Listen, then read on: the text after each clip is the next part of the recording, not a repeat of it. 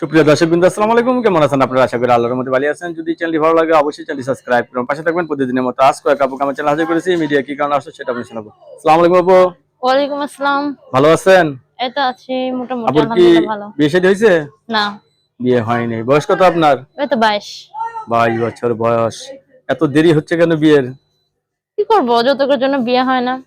যৌতুকের জন্য বিয়ে হয় না? হ্যাঁ। এখন জীবন সঙ্গী চাচ্ছেন? হুম। যৌতুক কিরকম চায়? অনেক টাকা পয়সাই চায়, আবার ঘর দর সাজায়া দিতে কয়, সব কথা কয়। অনেক সেজন্য টাকা পয়সা চায়? সেজন্য ফ্যামিলিতে কে আছে? বাবা মা ভাই বোন ফ্যামিলিতে আছে?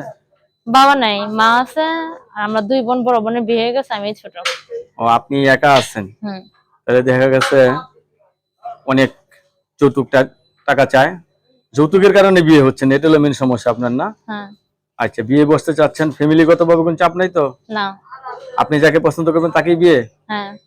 দর্শক, এই আপুর কথাগুলো শুনলেন। আপু এখনো বিয়ে হয়নি, আপু বিয়ে বসতে চাচ্ছে। ছেলে যে বয়সের হোক, আপুর কোনো সমস্যা নেই, আছে? না।